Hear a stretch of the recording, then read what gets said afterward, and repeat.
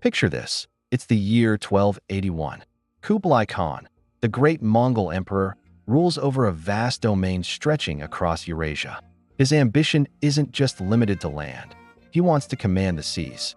But one of the biggest challenges for his massive empire is money, especially in the remote southwestern province of Yunnan, where traditional currency is scarce.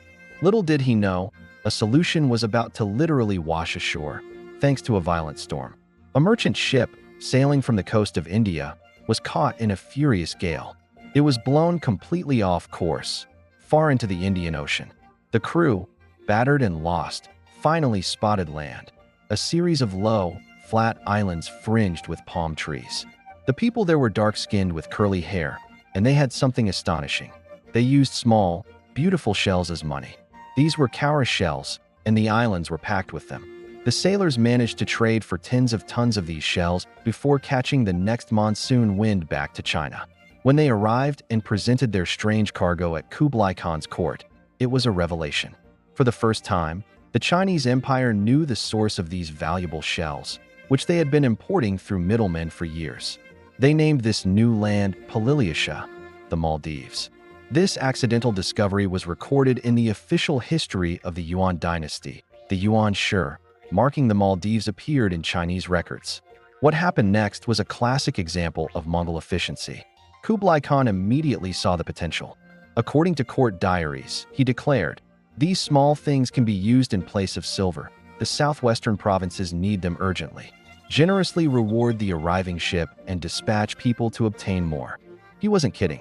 The Maldives were immediately put on official maritime charts. Within just 2 years, the first deliberate Yuan expeditions were sent to Pililiusha to start harvesting cowries on an industrial scale. This wasn't just a casual trade mission, it was state-sponsored economic policy. Ledgers from the Maritime Trade Office in Chuanzhou, a major port, record the first official shipment arriving in 1282, 74,000 strings of cowries, which is about 74 million individual shells. This was just the beginning. Archaeologists in the Maldives have found Chinese porcelain from this exact period, beautiful celadone dishes that were likely traded for mountains of shells. These artifacts confirm the direct, high-level contact that began right after that fateful shipwreck. The impact was enormous. Kublai Khan ordered the construction of hundreds of ocean-going junks, not just for trade or military campaigns, but specifically for the Cowrie run. It's estimated that between 1289 and 1315, Chinese ships hauled away a staggering 3 to 4 billion shells from the Maldives. These shells flooded into Yunnan, stabilizing the frontier economy and integrating it more closely with the empire.